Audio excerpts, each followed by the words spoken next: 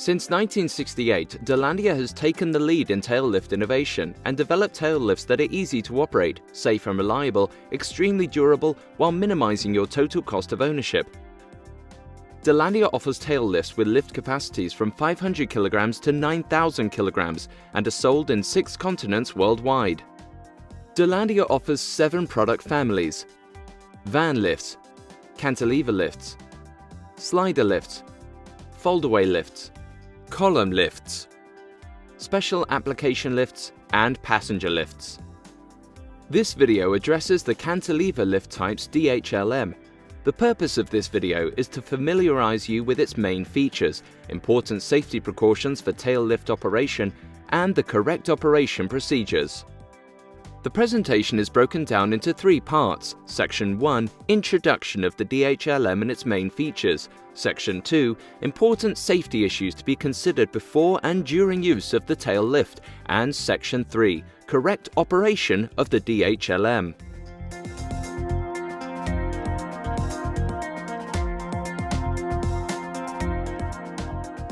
Most DHLM cantilever lifts feature a solid, one-piece platform made of steel or aluminium, which covers the back of the vehicle when not in use.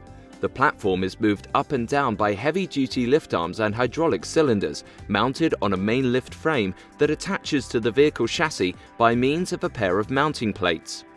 The DHLM is driven by 4 hydraulic cylinders, 2 lift cylinders to lift and lower the platform, 2 tilt cylinders to open and close the platform, adjust its inclination to the slope of the ground, and maximize the stability of the load on the platform. The DHLM are designed as level ride platforms with a repeatable auto tilt function at ground level.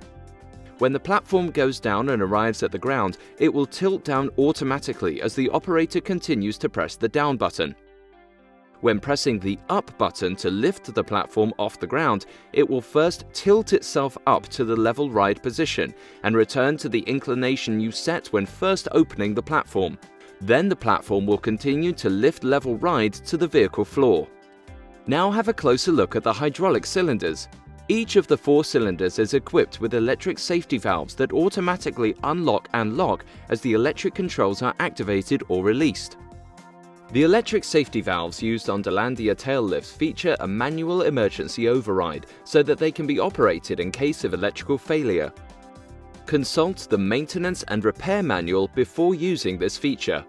The 4 cylinders are driven by hydraulic pressure generated by the pump unit, generally pre-mounted at the side of the main lift frame. Inside, you will find a starter solenoid, electric motor, hydraulic pump, oil reservoir, electric control valves, and a wiring block connecting the whole system. The electric motor is fed by the truck batteries or an auxiliary battery pack charged by the alternator of the truck or tractor unit. The power cable from these batteries to the pump unit is protected by a main fuse or circuit breaker. These can cut out if the tail lift is run too many cycles without recharging the battery. It is harmful for any brand or type of tail lift to run on insufficient battery power. Most tail lifts are equipped with a main external control box and remote control with spiral cable. The main external control box is mounted on the side of the body and should only be accessed when standing on the ground. The most popular main external control boxes function by means of push buttons or by means of a joystick control. They are equipped with mandatory 2-hand control for all 4 functions: open, lower, lift, and close. This setup complies with European safety standards. It prohibits the operator from standing under or behind the platform when opening the platform. It also prevents the operator from crushing his head or limbs between the platform and the rear frame of the body when closing the platform. The most popular auxiliary controls include foot controls mounted in the platform surface, or handheld control with spiral cable plugged in here or here.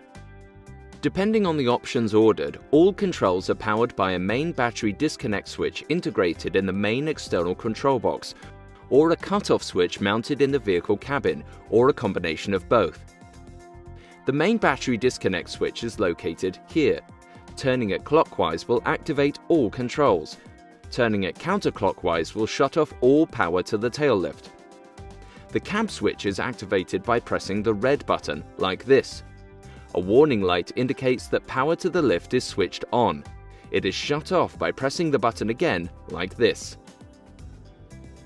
For tail lifts equipped with an optional tilt sensor on the platform, the warning light of the cab switch will not only indicate if the power to the tail lift is switched on or off, but also if the platform is properly stowed in the road position. Other popular options include platform-mounted flashing lights to make the platform visible to other persons at night, and automatic or manually operated roll stops, which prevent wheeled goods from rolling off the outboard platform edge. For platforms equipped with the optional tilt sensor and platform lights, the platform lights will switch off automatically as the platform is closed in the road position.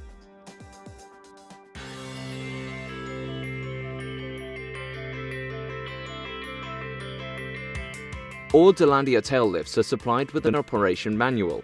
This manual should be kept with your vehicle. All manuals can be downloaded from the Delandia website, www.delandia.com, via the indicated link. Additional paper copies can be ordered from Delandia via the relevant distributor number. This video is just a quick start guide to proper and safe work procedures. It is essential that you read and fully understand the operation manual and its safety precautions before operating the tail lift. Incorrect operation of the tail lift can result in serious personal injury to you or other persons in the area of operation, and in property damage.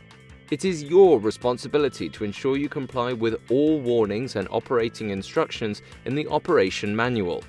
Never allow untrained or unauthorized persons to operate the tail lift. Delandia recommends you wear professional safety toe footwear with a good non-slip sole, protective gloves, and eye protection. The DHLM have maximum rated capacities that range from 500 to 9,000 kilograms depending on the model. This value is the maximum load you are allowed to put on the platform under the following two conditions. The heaviest part of the load is positioned as close as possible to the inboard platform edge, and the load is positioned centrally between the lift arms. If you place the load further away from the rear of the vehicle or out of center, the safe working load will go down as shown on the load chart decal. There are marks on the platform here and here to indicate where the center point of maximum load and area of greatest strength is located. Never place a load on the platform that exceeds the rated capacity and load charts. Overloading can damage the tail lift and cause severe personal injury to the operator and to other persons in the working area. The load should never protrude beyond the outboard edge or side edges of the platform. Forklifts are a frequent source of accidents and severe damage. They should only be used in highly restricted conditions. Consult the operation manual for limitations. Check that the work area is clear and make sure the tail lift can be used safely.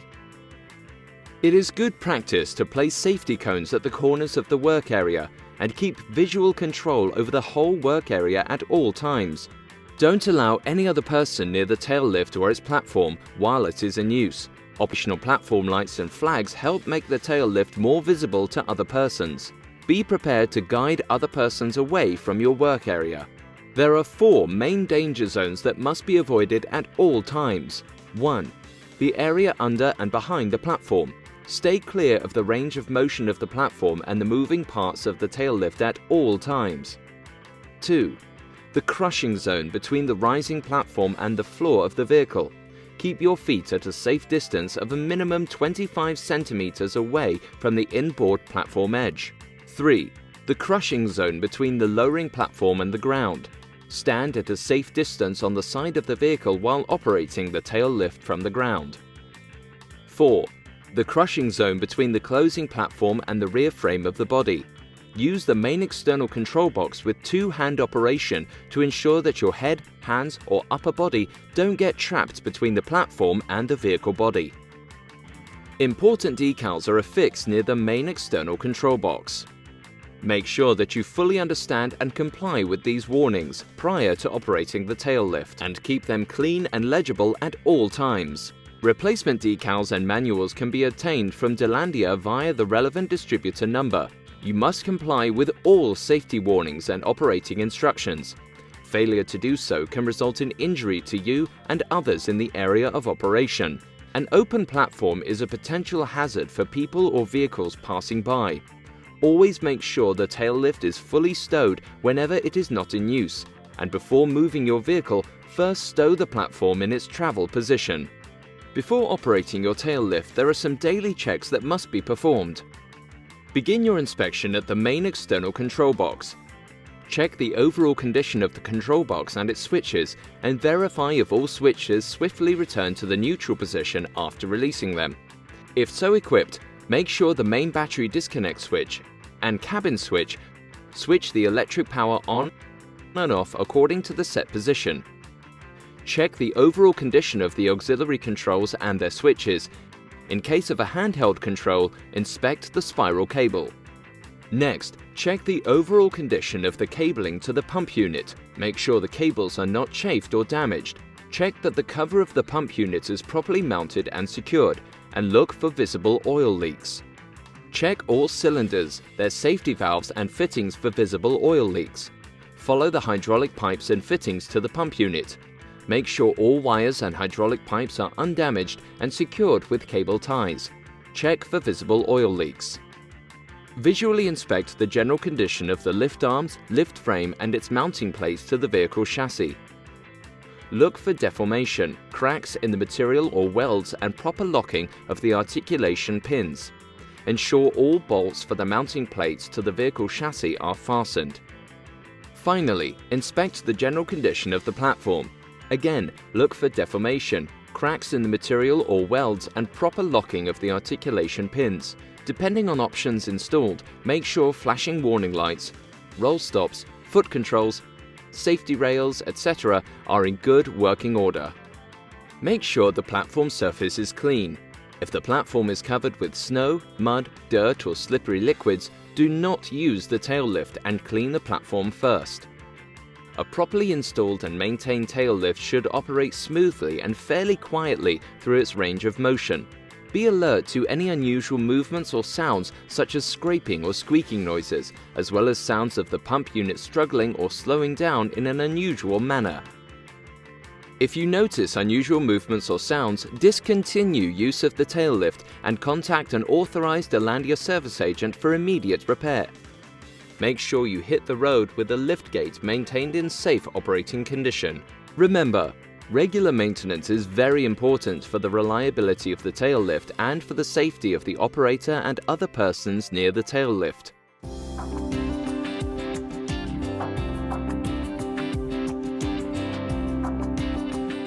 Before operating the tail lift, let's first focus on how to use the control units. The most popular main external control boxes are operated like this: open, lower, lift, close. The auxiliary controls are activated as follows. On main external control boxes with a rotating safety switch, turn this safety switch counterclockwise to a fixed position. On main external control boxes with a push-button safety switch, the auxiliary controls are activated whenever the safety switch is not pushed in. The remote control with spiral cable is operated like this to lift the platform, like this to lower the platform. Whenever operating these controls from a position on the platform, make sure you stand at a safety distance of a minimum 25 centimeters from the platform edge. The platform-mounted foot controls are operated like this to lift the platform, like this to lower the platform. If your tail lift is equipped with a different style of control, consult the operation manual prior to using the tail lift. Whenever traveling on the platform, make sure your footing is stable and maintain 3 points of contact. Next, let's look at correct tail lift operation. We will do a run with an empty platform first, then add a load sequence to that. Set the brakes. Switch the electric power on by pushing the cabin switch like this, or by turning the battery disconnect switch in the main external control box clockwise like this, or by a combination of both. The DHLM lift is now enabled for operation. If so equipped, release the mechanical platform lock. Open the platform from the vertical road position to the horizontal work position by means of the open function of the main external control box. Always open the platform at vehicle floor height only, and make sure nobody stands under or behind the platform. Release the buttons once the platform has opened to the desired inclination. Next, lower the open platform by pressing the down function of the main external control box or the auxiliary control until the platform is tilted at the ground. To raise the platform to the vehicle floor, use the lift function on the main external control box or the auxiliary controls.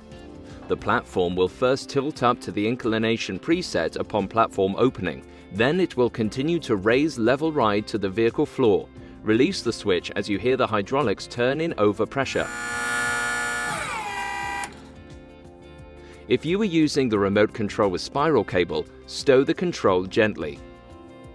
Finally, to stow the platform back in its travel position, first make sure it is fully raised to the vehicle floor level.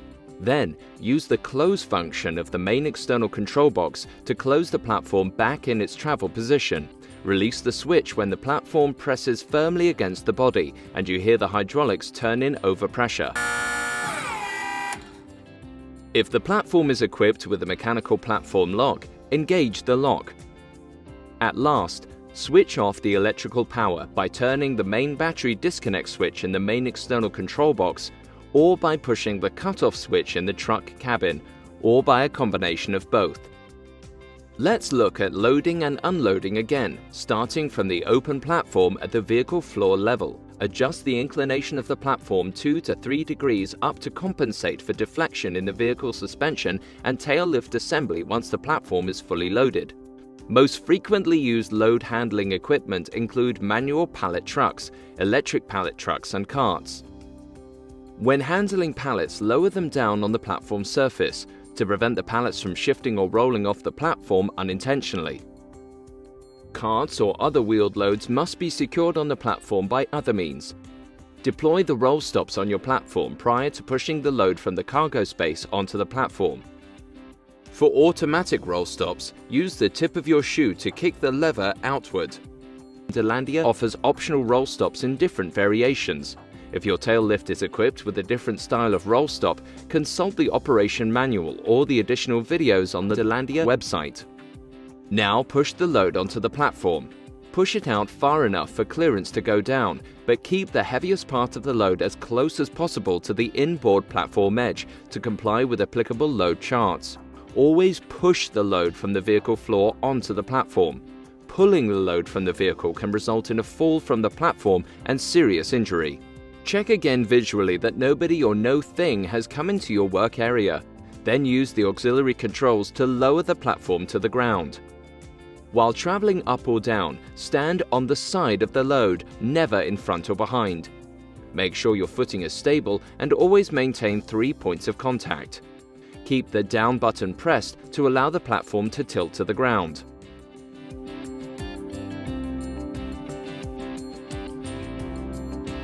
If you have deployed the optional roll stops, now is the time to stow them again. When offloading, simply step on the roll stop and make sure the lock lever moves back to the locked position. When loading from the ground onto the platform, there are 2 modes to operate the automatic roll stops. When pushing the lever just to the side, the flap will remain closed after you step on it or ride a cart over it. When pushing the lever to the side and to the rear, the flap will jump up again to open position after the cart's rollers have passed over it. Roll the load on the platform. Use the lift function of the auxiliary controls to raise the platform from the tilted position to the level ride position and further raise the platform to the vehicle floor. Remember to stand on the side of the load on a safe distance from the inboard edge and side edges of the platform. Make sure your footing is stable and always maintain 3 points of contact. At the vehicle floor, release the lift button as you hear the hydraulic system go in overpressure. Carefully move the load inside and secure it per your company policy. Special instructions apply for working at loading docks. They are recognized by most manufacturers as an important cause of tail lift damage. Consult Delandia's manual prior to reversing a cantilever lift into a loading dock. We wish you a safe journey and trouble-free use of your Delandia tail lift. And remember, Make sure you read and apply all safety precautions and work instructions from the operation manual. Contact Delandia in case of doubt prior to continuing.